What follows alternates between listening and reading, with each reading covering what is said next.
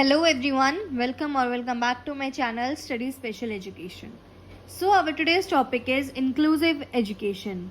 Inclusive education is also one of the most important topic for our exam. So let's start. सबसे पहले inclusive education होता क्या है? Inclusive education का basic meaning ये होता है कि जब हमारे स्पेशल बच्चे एंड हमारे नॉर्मल बच्चे दोनों सेम रूफ के अंडर पढ़ते हैं, उसे हम इंक्लूसिव एजुकेशन कहते हैं. So, educating CWSN children, that is children with special needs plus normal children together under same roof to maximize potential of all. मैंने अभी आपको यही चीज़ बताया था कि जो हमारे CWSN वाले बच्चे और नॉर्मल बच्चे सेम रूफ के अंडर पढ़ते हैं, उसे हम इंक्लूसिव एजुकेशन कहते हैं. इसका की आइडिया क्या है? It is to bring all students together regardless of their strengths and their weaknesses. Inclusive education का की आइडिया ये है कि हमें सभी बच्चों को एक साथ लेके चलना है, भले ही उनकी स्ट्रेंथ या वीकनेसेस कुछ भी हो. Now it's objective. इसका ऑब्जेक्टिव्स क्या है?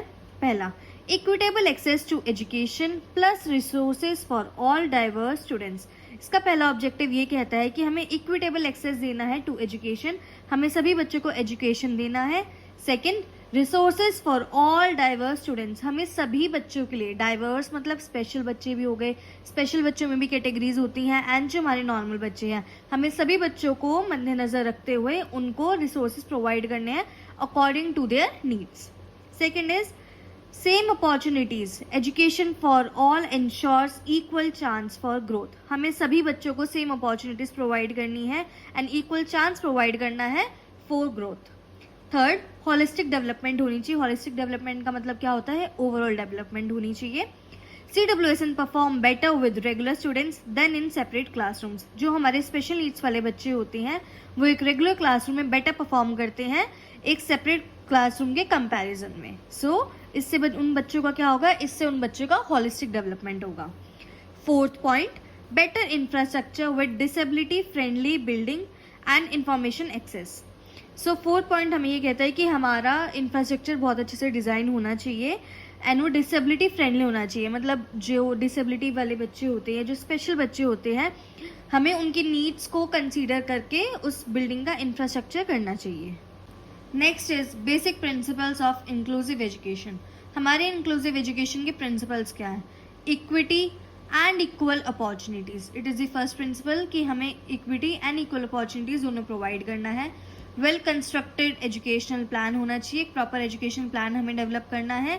Use of multilingualism. मल्टीलिंगुअलिज्म का मतलब क्या होता है कि हमें मदर टंग हो गया, रीजनल लैंग्वेज हो गया, मतलब जिस भी लैंग्वेज में बच्चे कंफर्टेबल हैं, हमें उसमें बच्चे को पढ़ाना है. Specific strategies for diverse learners. Diverse learners के लिए हमें स्पेसिफिक स्ट्रैटेजीज डेवलप करनी है. Sensitization towards individual differences. Next topic is special education need. कि इंक्लूसिव एजुकेशन में स्पेशल एजुकेशन की क्या नीड होती है. Specially design instruction for children facing challenges in classroom, home and work place. कि हमें स्पेसिफिकली डिज़ाइन करना है इंस्ट्रक्शन को, जो भी चैलेंजेस बच्चा फेस कर रहा है क्लासरूम में, घर पे, वर्क प्लेस में, हमें उन सारी चीज़ों को कंसीडर करते हुए बच्चे का इंस्ट्रक्शन प्लान करना है. Second, it covers learning physical developmental disabilities, behavioural, emotional, communication disorders. कि इसके अंदर क्या क्या चीज़ें आ जाएंगी? लर्निंग हो गई, फिजिकल नीड हो गई, डेवलपमेंटल डिसेबिलिटीज़ हो गई, बिहेवियर हो गया, इमोशनल हो गया, कम्युनिकेशन डिसऑर्डर्स हो गए. तो हमें ये सारी चीज़ें कवर करनी है. Special children needs extra input to overcome difficulties in family, school and community.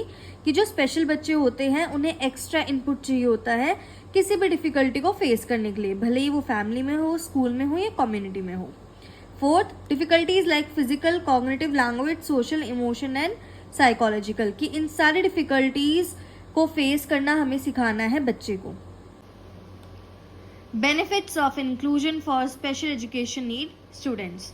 तो हम अभी इसमें बेनिफिट समझेंगे कि क्या बेनिफिट्स होते हैं इंक्लूजन के स्पेशल एजुकेशन नीड स्टूडेंट्स के लिए. First is social interaction. Normal days with normal students give social interaction chance. कि जब नॉर्मल डेज पे बच्चा नॉर्मल स्टूडेंट्स के साथ इंटरेक्ट करेगा, उससे उसका सोशल इंटरेक्शन बढ़ेगा. Second is behaviour model. Special education need kids observe plus imitate socially acceptable behaviour of peers. So just imagine कि एक बच्चा है जो स्पेशल बच्चा है एंड वो नॉर्मल स्कूल में जा रहा है, जो भी बिहेवियर नॉर्मल बच्चे कर रहे हैं वो उसको फॉलो कर रहा है, तो उससे क्या हो रहा है, उसका बिहेवियर डेवलप हो रहा है। कौन सा बिहेवियर? जो एक्सेप्टेबल बिहेवियर है वो डेवलप हो रहा है, क्योंकि बच्चा वहाँ जा रहा है, ऑब्जर्व कर रहा है, इमिटेट कर रहा है, तो इससे वो अपना बिहेवियर डेवलप कर रहा है। Third, life long participation, it increases chance of integrated participation through out life. अब बच्चा अगर जब वो स्कूल में है, अगर वो उसी टाइम पे इंटरेक्ट करना सीख रहा है, चीज़ों में पार्टिसिपेट करना सीख रहा है, तो वही हैबिट वो डेवलप करेगा एंड इन फ्यूचर अपनी लाइफ में वो इसी चीज़ को फॉलो करेगा। Fourth, values diversity, each child bring something, improves quality plus equal education to all. जब हम डाइवर्सिटी को वैल्यू करेंगे, इसका मतलब क्या हुआ कि हर एक बच्चा कुछ ना कुछ अलग लेकर आता है, इससे उसकी क्वालिटी इम्प्रूव होती है एंड इससे सभी बच्चों को हम इक्वल एजुकेशन प्रोवाइड कर सकते हैं। Backwardness, so now what is backwardness? It is an individualistic problem and differs from person to person. ये एक इंडिविजुअल प्रॉब्लम होती है जो पर्सन टू पर्सन डिफर करती है। A child is backward when his educational achievement is below the level of his natural abilities. हम एक बच्चे को बैकवर्ड जब बोल देते हैं कि जब उसकी एजुकेशनल अचीवमेंट उसकी नेचुरल एबिलिटीज से कम होती है। इसके कॉजेज क्या क्या हैं? फिजिकल कॉज, डिफेक्टिव आईसाइट, उसकी आईसाइट में इशू हो सकता है, हियरिंग में इशू हो सकता है, स्पीच में इशू हो सकता है, या उसको कोई क्रॉनिक इलनेस हो सकती है। Second is mental, inborn brain defects, कि जब वो बच्चा पैदा हुआ उसी टाइम पे उसके ब्रेन में कोई डिफेक्ट है या इंटेलेक्चुअल इशू है। सोशल एंड एनवायरमेंटल, इसमें आ जाएगा poverty, broken homes, divorce, step parents, bad company. तो ये सारे हमारे क्या है? Social and environmental causes. Fourth, school, school में क्या इशू हो सकता है? अनट्रेन्ड टीचर्स हो सकते हैं एंड डिफेक्टिव करिकुलम हो सकता है। So now we will understand what are the barriers to inclusion. First barrier is evaluation system. Evaluation system हमारा कैसे बैरियर है इंक्लूजन के लिए? Diversified system is needed. अभी हमारे स्कूल में कौन सा सिस्टम होता है इवैल्यूएशन का?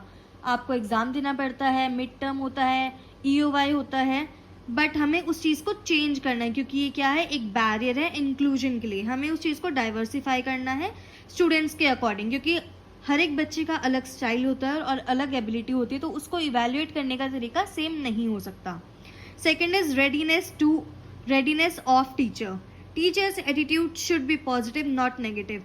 टीचर का एटीट्यूड भी बहुत ज़्यादा मैटर करता है। टीचर का एटीट्यूड हमेशा पॉजिटिव रहना चाहिए क्लास में, ना कि negative. Third and the last point is learner's attitude. Learner का एटीट्यूड कैसा होना चाहिए? Child should feel comfortable and should not be discriminated. Learner का एटीट्यूड पॉजिटिव कैसे होगा? जब वो क्लास में कंफर्टेबल फील करेगा एंड वो डिस्क्रिमिनेटेड फील नहीं करेगा।